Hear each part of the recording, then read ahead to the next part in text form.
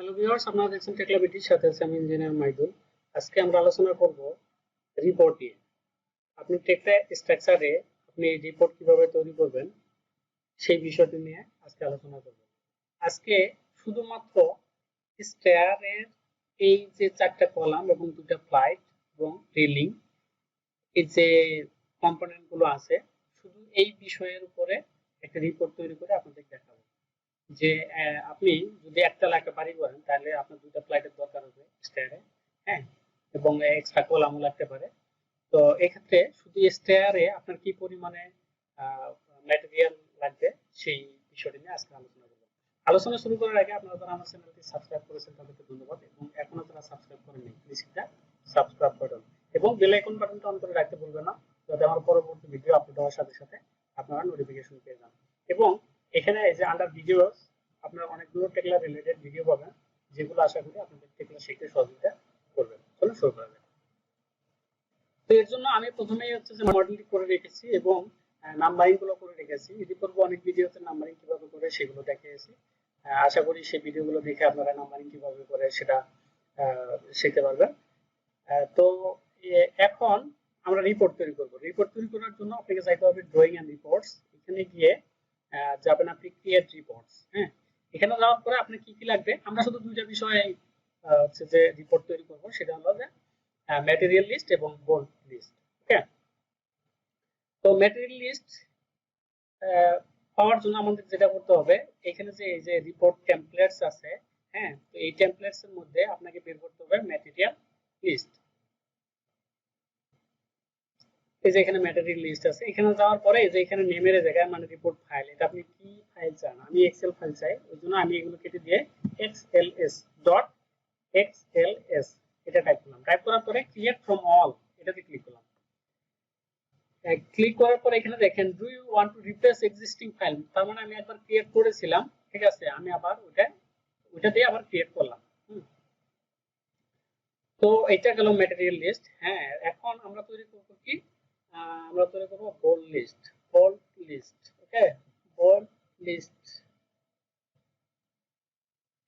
এটা এখানে bold list complete. হ্যাঁ, এখানে যাওয়ার পরে এখানেও টাইপ করব ডট xlx, তারপর ক্রিয়েট ফ্রম অল এখানে রাখি। তো আমার এই যে এখানে বোল্ড লিস্ট এবং ম্যাটেরিয়াল লিস্ট আমি পেয়ে গেছি, এটা কেটে দিলাম, এটাও আমি কেটে দিলাম। কেটে দেওয়ার পরে আমি এখন ফাইলটা কোথায় পাবো? ওকে, ফাইলটা পাবো আপনার এই মডেলটি যেখানে আপনি সেভ করেছেন সেই জায়গায়। আমি টেকলা স্ট্রাকচার এই যে স্টার এস্টিমেট এখানে রেখেছি, তারপরে যে আপনাকে যাইতে হবে রিপোর্টস। ওকে, রিপোর্টস এখানে দেখেন একটা বোল্ড লিস্ট আর একটা আছে ম্যাটেরিয়াল লিস্ট। ওকে, তো আমরা ম্যাটেরিয়াল লিস্টটা প্রথমে দেখবো। এখানে দেখেন এই যে এক্সেল ফাইল আমি পেয়ে গেছি, আশা করি আপনি দেখতে পাচ্ছেন এবং বুঝতে পারতেছেন। এখানে দেখেন এই যে এখানে হচ্ছে যে ম্যাটেরিয়ালের নাম্বার, আপনি কোথায় কি ব্যবহার করেছেন না করেছেন সেই বিষয়গুলো এই জায়গায় আছে।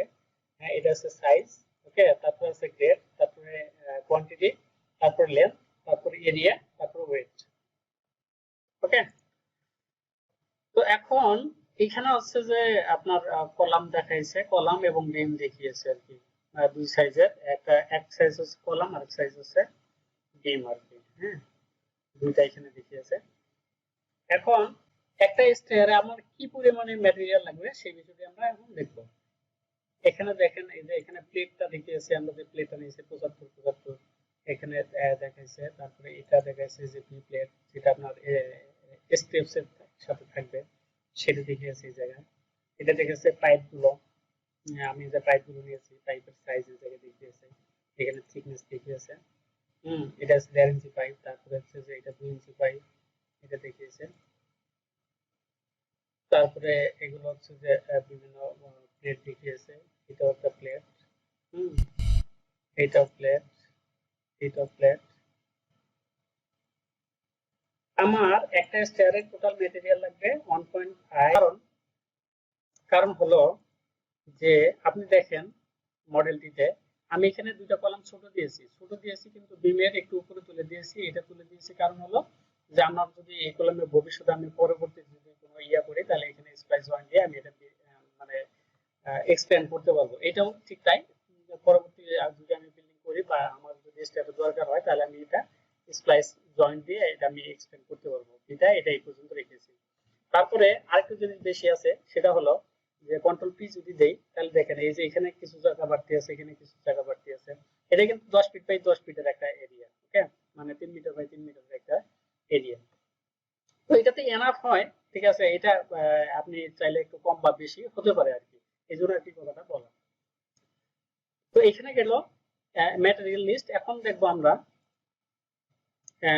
দেখবো বোল্ট লিস্ট, ওকে। এখন দেখবো বোল্ট লিস্ট। আমার এই আমি এই যে স্টারটি তৈরি করেছি, মানে দুইটা ফ্লাইট একতলার জন্য, ফার্স্ট ফ্লোরে ওঠার জন্য। এই স্টারে আমার হচ্ছে যে এখানে স্ট্যান্ডার্ড সাইজ গুলো দেওয়া আছে, এখানে আপনি কোন জায়গায় কাজ করবেন সেটা দেওয়া আছে, এখানে বোল্ট সাইজ দেওয়া আছে, তারপরে এখানে দেওয়া আছে কোয়ান্টিটি, তারপর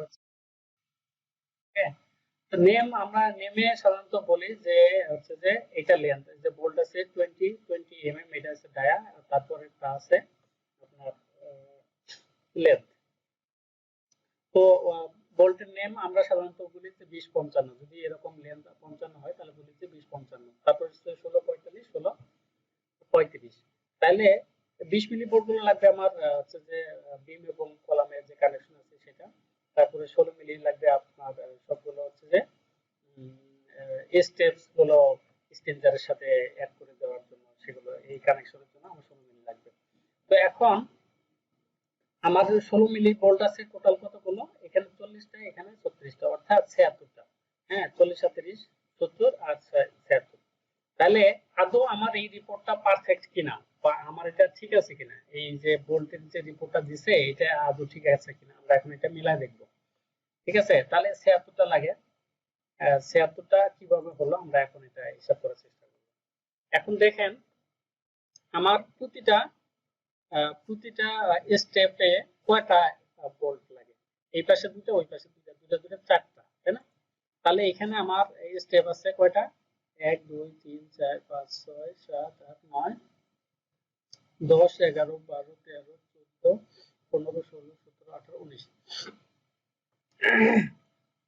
তাহলে 4 গুণ 19 76টাই হয়। তার মানে আমরা যে রিপোর্টটা পেয়েছি, হ্যাঁ 16 মিলি ভোল্টের যে রিপোর্টটা আমরা পেয়েছি, তার মানে ওটা ঠিক আছে। তার মানে আমরা যে রিপোর্টগুলো তৈরি করি, হ্যাঁ টেকলার মাধ্যমে, তাহলে রিপোর্টগুলোর ভ্যালু আছে এগুলো 20 মিলি। তাহলে আমরা এটা হিসাব করে দেখি, এখানে কানেকশন আছে কয়টা, টোটাল কানেকশন আছে 1 2 3 4, 4টা কানেকশন। পার কানেকশনে আমার ভোল্ট আছে কয়টা, 3টা 3টা 6টা, তাই না? তাহলে 4 6 24টা। তাহলে আমরা রিপোর্টে গিয়ে দেখি আমাদের 24টা ভোল্ট আছে কিনা, 20 মিলি 24টা ভোল্ট। তার মানে এই রিপোর্টটা যে পাই, রিপোর্টটা একদম অ্যাকচুয়াল। আমি এর আগে একটা ভিডিওতে দেখিয়েছিলাম যে স্ট্রাকচারাল হচ্ছে যে টেকলা স্ট্রাকচারালে কি পাবেন আর টেকলা স্ট্রাকচারে কি পাবেন।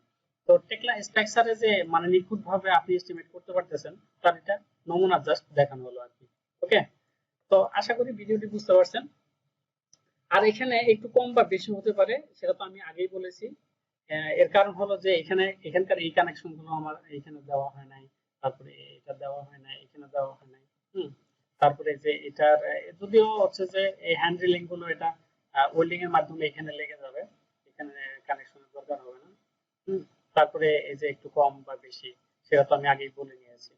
তো আশা করি ভিডিওটি বুঝতে পারছেন। আর ভিডিও যদি ভালো লেগে থাকে তাহলে অবশ্যই আপনাদের বন্ধুদের সাথে শেয়ার করবেন, আর ভিডিওটি অবশ্যই একটু লাইক করবেন, আর আমার চ্যানেলটি অবশ্যই সাবস্ক্রাইব করে রাখবেন। পরবর্তী ভিডিও আপলোড হওয়ার সাথে সাথে নোটিফিকেশন পাওয়ার জন্য বেল আইকন বাটনটি অন করে রাখবেন। ধন্যবাদ সবাইকে, ভালো থাকবেন। দেখা হবে পরবর্তী কোনো ভিডিওতে, পরবর্তী কোনো টিউটোরিয়ালে। Thank you so much.